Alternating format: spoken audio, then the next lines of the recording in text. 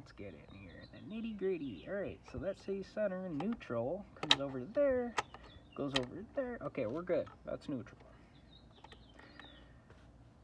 Man, everything looks pretty dang good inside here, except for all the bearings got dirt because it's been left outside. Not by me, by the guy I purchased it from.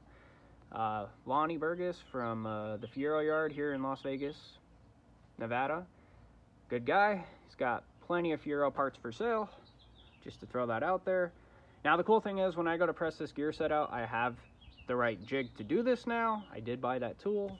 Very well tool to use, because now it's going to catch all the gear assembly, and I'm not going to have to worry about the reverse lockout getting lost, because that happened where I lost the stupid square piece when I first pressed this out originally using whatever I used.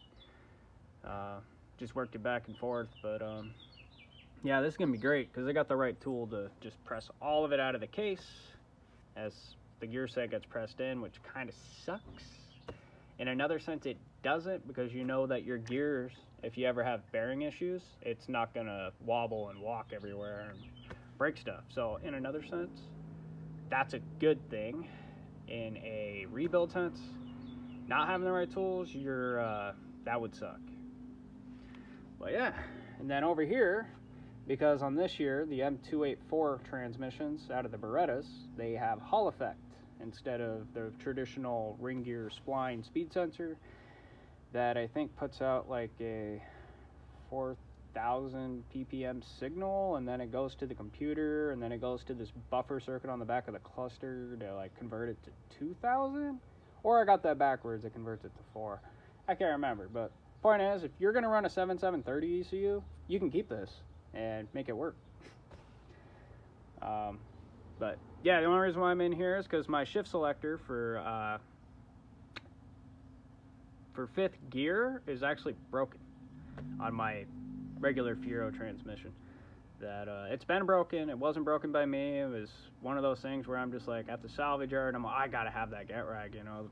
They're hard to find, and sure enough, I put it in the car, and 3rd and 5th like grind chunking. Like 5th was horrible trying to get it in. It would go in though, and then 3rd gear would crunch, of course. So I already knew synchros were a thing, which you can pick up the rebuild kits through Midwest. But again, I'm just gonna rob the shift selector out of this trans because that's all I need, and I'm gonna finally get my 5-speed together. So stay tuned. But yeah,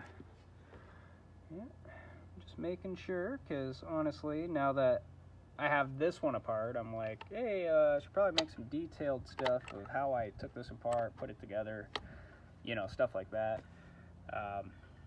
Before I can press this out, this shift fork assembly is going to have to come out, which there's a Allen wrench there that pops off. This whole thing slides out, and then it's been a bit, but I'm pretty sure I got to pop the roll pin and then slide this whole thing just right on out.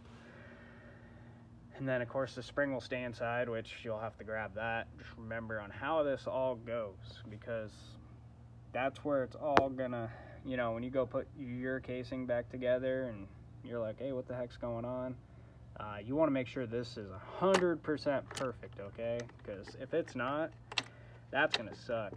And it's already gonna suck that when you put that guy back together, you're gonna be dealing with the detent system, which I definitely want extra hands for that. I haven't seen anyone able to do it by themselves yet. I imagine there's a way, but honestly, just have an extra set of hands. Have like a buddy come over, just tell him what to do. Just like, hey, hold this. But yeah, stoked because it's actually super, everything's looking great in here. The gears aren't chewed out. That's how that's machined anyway, so. But yeah, other than dirt and debris in here, I think we're on good hands with this transmission. Once I get everything out, then I'll make up my mind. But yeah, pretty stoked. Okay, so I'm back. This guy's a 5 mil, and yep, just taking him off. There we go. So the bolt comes out, comes with the spring. There is a bushing That just slides in. You just gotta pop that guy off too. And I'm just gonna do this guy in sections because the whole thing is I want to make sure. There we go. So also you can see that guy. The rod will stay in the case. Don't worry about him. I don't even think you got to remove that guy. That guy can probably stay too. I just got to basically, I'm trying to remember this guy, but let me think here.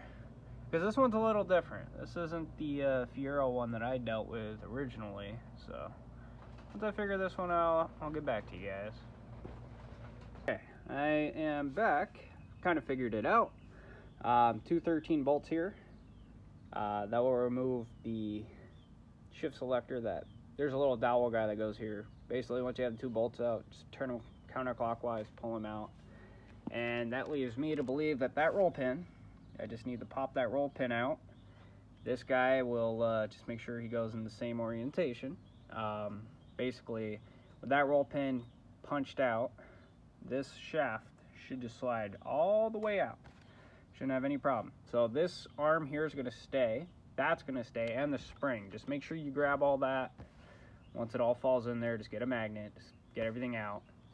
But it's just that roll pin right there. So I'm going to go ahead and do that and go from there. But yeah. So as you can see, neutral would be right here. And with that Allen, or whatever you want to call it, if you guys call them H or whatever you want to call them. I grew up calling them Allen wrenches, but that hex, when you take that out, this guy's going to automatically pop all the way right there. Don't worry about that. It's normal. But yeah, he's just going to rest right there. So just remember that he'll rest there even when you go to put them back together until you have this guy all bolted back in. You shouldn't have to remove that C-clip in that guy, so I'm just going to leave him. But once this guy's out, then we'll have the advantage of basically getting the back plate off, starting up the air compressor because I didn't bring my electric impact home, and getting the bearing retainers. Those got to come out. Once those are out, then we can press this out. So without further ado,